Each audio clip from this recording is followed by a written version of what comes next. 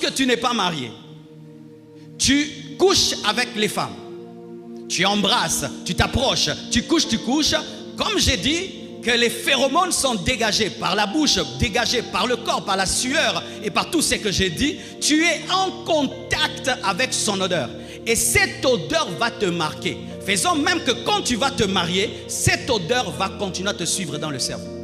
C'est pourquoi il y a des gens, malgré qu'il est marié, il recherche quelque chose, mais il ne sait pas ce qu'il recherche, mais il recherche une odeur. Tu as une copine et tu laisses, une autre tu laisses, une autre tu laisses. Tu es marqué par des odeurs. Ce qui fait que lorsque tu vas te marier, l'odeur de ta femme va se mélanger aux autres odeurs que ton cerveau a mémorisées. Quand Dieu enseigne sur la chasteté et la pureté, il sait comment il a créé nos corps. Dieu connaît nos corps, il connaît la puissance du cerveau, il connaît la puissance de la mémoire. Tu peux être là toute ta vie, tu recherches une odeur que tu as vécue quelque part, que tu as ressentie quelque part. Et c'est que des fois bizarre, tu cherches une odeur, des fois tu ne sais pas que tu la cherches, mais ton cerveau la cherche. C'est pourquoi tu n'es pas total dans l'amour. Ne jouez pas, mes frères, avec vos corps. Ne jouez pas avec la puissance sexuelle. Les anges ont quitté le ciel pour la terre à cause des filles des hommes. Faites très attention à la créature de Dieu. Tout ce que Dieu crée, faites très attention. Parce que le créateur qui est derrière, il est terrible. Craignez tout ce qu'il crée. Vous voyez, tout ce que Steve Jobs a créé est terrible. Parce que son intelligence se révèle dans Mac, dans les iPads. Mais Dieu qui est plus que Steve Jobs, il crée une femme, un garçon. Crains-le, crains cette femme. Il y a un grand créateur derrière. Donc il y a des options que tu ne connais pas. Donne-moi la main que je te parle, hein? Moi, je n'ai pas cette sanctification. Oh non, ça ne va rien faire, ça va rien faire. Frère, quand tu es faible, fuis. Fuis des fuis. Oh, tu as fui. J'ai fui, tu as bien remarqué. Pourquoi? La puissance de la création de Dieu.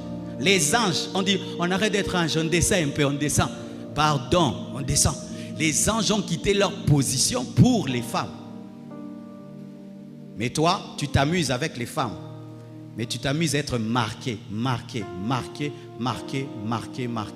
de sorte maintenant, quand tu entres dans le mariage, tu deviens très exigeant envers ta femme, mais en soi, tu recherches une odeur qui a marqué ton cerveau. Pareil aussi avec les femmes. Tu t'amuses avec les hommes, et cet homme-là ne t'épouse pas. Et maintenant, imagine l'homme avec qui tu t'es amusé, sa bouche sentait bon, son corps sentait bien. Son corps te faisait l'effet, son odeur te faisait l'effet.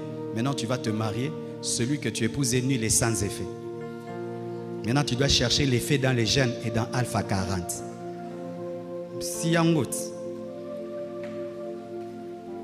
C'est pourquoi Dieu veille à la virginité, Dieu veille à la chasteté. Parce que lorsque tu te maries vierge et tu te maries chaste, ton cerveau c'est comme un téléphone neuf qui n'a rien. Il n'y a pas de numéro dedans, mais toi tu es comme un téléphone avec 1000 numéros.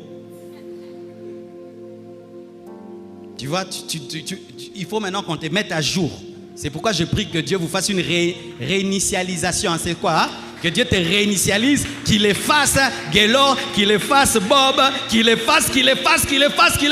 Et c'est possible, Dieu peut le faire si tu le désires. Dieu peut effacer. Mais tu dois le vouloir. Mais si tu ne le veux pas dans ton cœur, des fois tu penses, oh, quand j'étais avec Guélor, quelle odeur. Mais lui vraiment, oh Jésus, Seigneur, Ruskabaska, Shidilididi. Ah oui. Cher homme marié, fais très attention. Tu sors dehors, tu ne sais pas ce qui va te toucher dehors. Si ce qui te touche dehors est plus puissant que ce qui est dedans, tu rentres dedans, mais tu es dehors. Ah oui, cher homme marié, fais très attention. Oh, je vais sortir avec cette fille, ça ne fait rien. Ça ne fait rien. Ton cerveau sera marqué par son odeur, par ses phéromones. Ça sera marqué. Et notre cerveau est plus qu'un ordinateur de ce monde. Il peut être marqué à vie. Ne joue pas. C'est pourquoi un conseil que je nous donne, et je donne à ceux qui sont mariés, veillez à avoir une maison qui sent bon Et ayez des corps qui sentent bon. Quand tu es célibataire, ben, tu peux faire 2 jours, tu ne te laves pas. Tu n'appartiens à personne qu'à toi-même. Alléluia. Tu peux gréver l'eau 3 jours. Mais tu es marié, tu grèves l'eau. Mais tu aimes beaucoup les sports. Et toi, tu as une doctrine. Je me lave qu'une fois par jour. Mais tu es marié. Et tu ramènes toute cette sueur sur ta femme. Tu penses que vous irez bien? Ma soeur, quand tu étais célibataire, tu prenais soin de ton corps. Maintenant que tu t'es marié, c'est grave. C'est grave, maman. Ton mari ne veut pas te blesser. Mais vraiment, toi-même, hein, maman?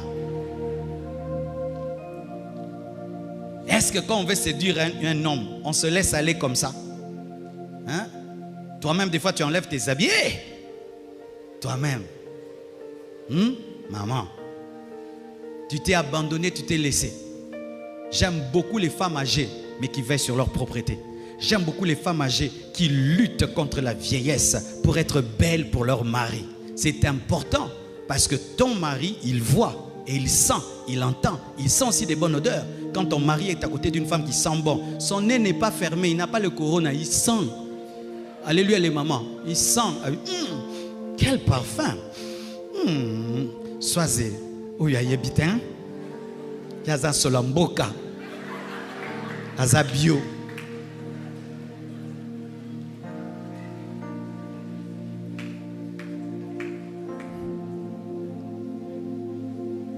Votre chambre sent comment? Vos vêtements sentent comment?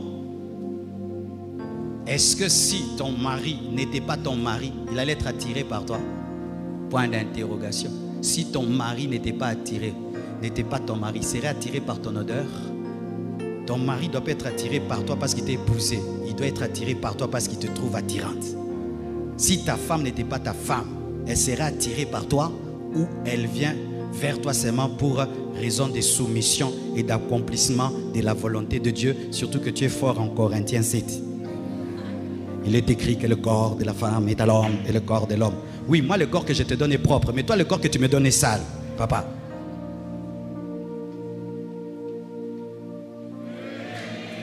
Et où est la place de la sanctification là? Voici une chose dans la sanctification. Tu peux exposer ton mari au péché, tu peux exposer ta femme au péché. Dans la sanctification, tu dois veiller sur toi. Je dois faire que quand ma femme est à côté de moi, elle dise que non, elle est à côté d'un beau mari, un mari propre, un mari qui sent bon. Parce qu'elle est belle. Les hommes aussi peuvent la draguer. Mais elle dit, j'ai tout ça. Alléluia. Mais si maintenant toi, ta femme ou ton mari, quand on tente là, il regarde, il dit, hé, ça m'a raté. Nazaka chrétien. Yesu azali awa.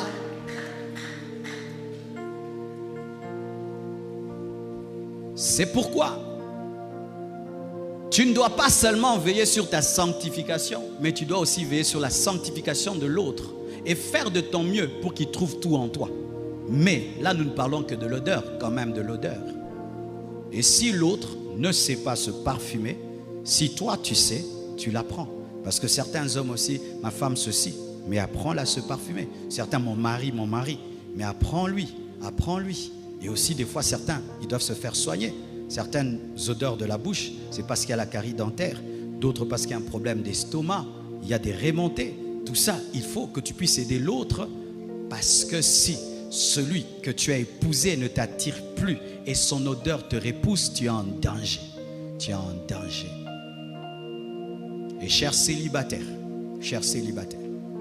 j'ai remarqué ceci, que les célibataires qui étaient propres et qui sentaient bon avant de se marier, continuent à le sentir et être propres et bons parce que c'est la continuité de leur vie. Mais si tu es un célibataire sale et qui sent mauvais et qui ne veille pas sur ton hygiène de vie, quand tu te maries, souvent, bizarrement, on ne devient pas propre. Bizarrement, on devient plus sale. Pourquoi? Parce qu'il n'y a plus le défi. Tu as déjà eu le trophée.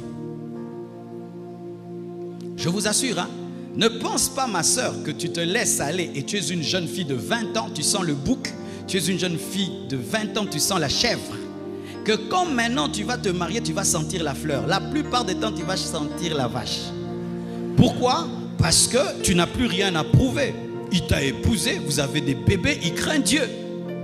C'est maintenant que tu dois déjà maîtriser les choses que j'enseigne pour que quand tu te maries, que ce soit seulement la continuité d'un style de vie que tu avais depuis que tu es célibataire. On n'épouse pas quelqu'un sale disant il sera propre. Je dois déjà te trouver propre. Même un garçon.